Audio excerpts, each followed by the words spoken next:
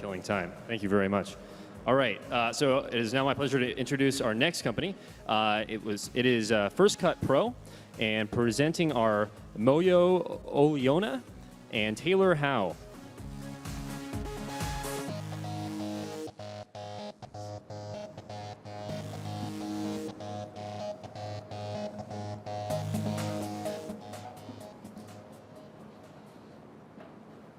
Ready? Yeah. Cool. Do it.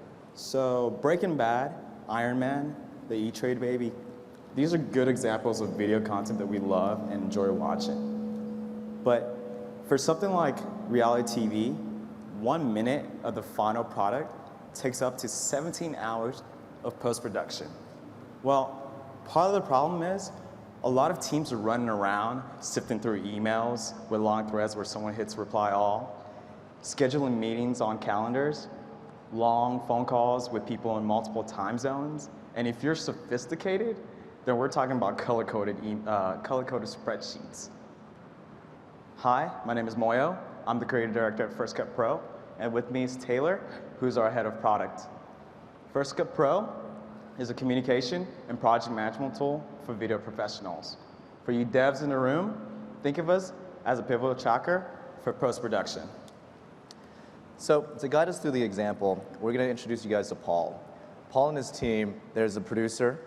He's got a client he's got to work with, as well as an editor. And so in the typical kind of workflow today, an editor would finish a rough cut and send Paul a link, let's say via Vimeo or YouTube. Paul would then take that link and send it via email or mass email to his clients, his editors, and the rest of his team. And they go back and forth like they do so right now. However, we're going to show you exactly what it looks like in, oops, sorry. It's all right.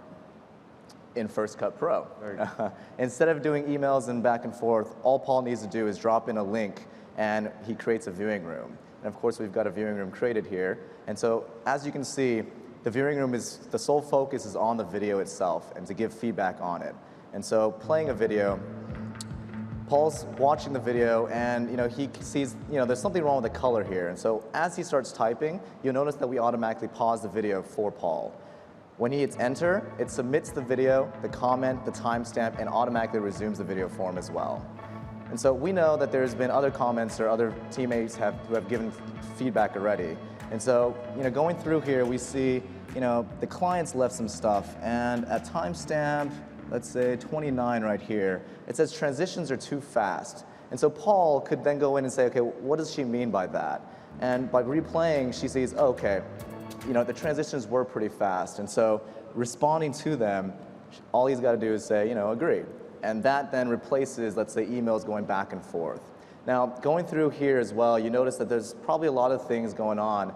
And so people might be saying, let's say, transitions are too fast over and over and over again. And so we've made it really easy by allowing users to set their own kind of quick comments that then usually when they're hitting or playing the video, instead of having to type it again and again, all they have to do is hit a hotkey and it'll store it. And so collecting feedback is great, right? And clearly we've made it very, very easy to collect timestamp feedback. However, collection is one part. You've got to make it actionable in some way. And so this is our review and export pane. Here, you have a digest of all your stakeholders giving feedback. And so that example we saw of Sally coming in and saying the transitions were too fast, we're at timestamp 29. And so Paul could come in and say, okay, that's an important one, we've got to turn into an edit. He can then immediately assign it to his editor, let's say Tony. Tony's then obviously going to get a notification. Now, let's switch gears. This is now Tony's review and export pane. We've also made it very easy for Tony to then export it directly into his favorite video editing software, and we support all of them. And so today we're going to show you guys Adobe Premiere, and for everyone who's done editing, this is Adobe Premiere, and as you can see, our markers actually show up directly in the timeline. And so this was Sally's, or the client's, comment at the transitions are too fast.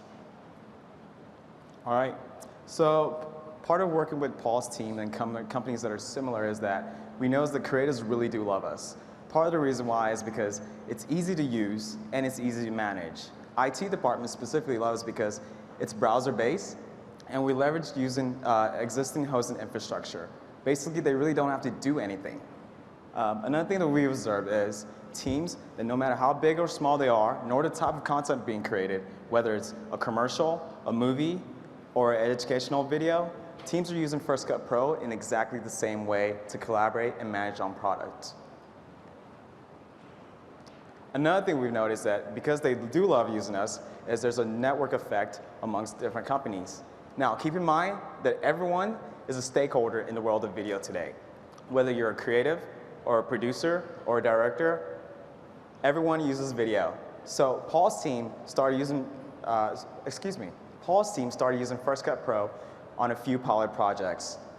That number grew to 20 within 2 weeks, and later on, within 2 months, there were over 40 professionals using First Cut Pro to collaborate and manage projects together, all from the same firm. So today, we're introducing project-based pricing that's friendly to teams of all sizes. We hope to continue,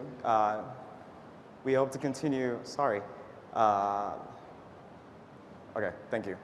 So Take your time. You can. no problem. If you had anything you wanted to say, go for it. All right. Let's go back to the other one. Let's talk about it real quick. So we're introducing project-based pricing that's friendly to teams of all sizes. We want to keep on, we want to make it affordable for small teams while keep on producing upsides for our larger clients.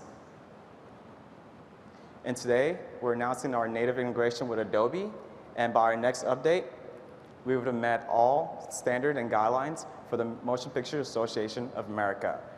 The MPAA, they're the guys who sets all the standards and guidelines for the studios in Hollywood. And here are some of the teams that we worked with that are currently using First Cut Pro. We're happy to have them along as we keep on bringing post-production out of the Stone Ages. Thank you. All right. Great job.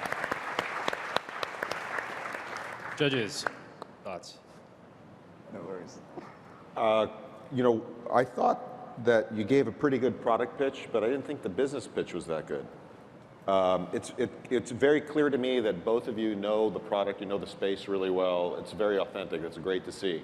I wish you had in your presentation a better business case that talks about how this can become a huge company that could change the world. So that was kind of missing. So my question's really, you know, how big of a problem is this? How many people need this product? How big is the market for this?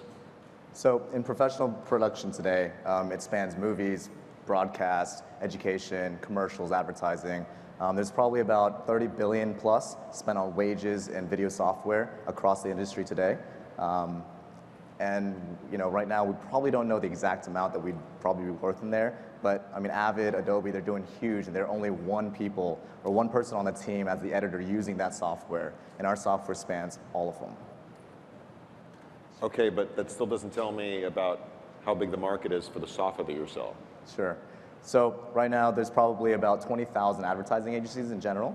About, on average, let's say 50 people in those ad firms. If we're doing, let's say, $30 per user per month. I mean, just in advertising alone, it's pretty sizable. You've got movies, you've got education, you've got new media, you've got all the YouTube channels now as well. I mean, video is literally ubiquitous. Thank you.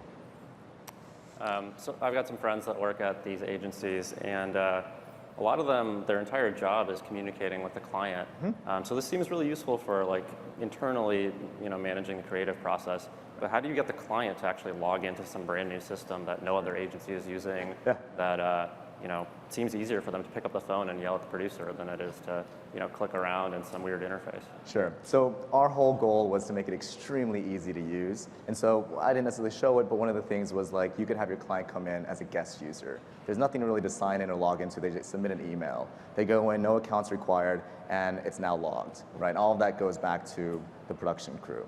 However, if you do want to have a longer lasting relationship with these clients, it's very Google Docs style, where as people start editing or updating things, the client gets notifications. Right? They're saying, hey, someone's, let's say, replied to your comment. Now he's actually being involved in the process, and now you're really starting to talk like about client relationship management, making sure your client's happy.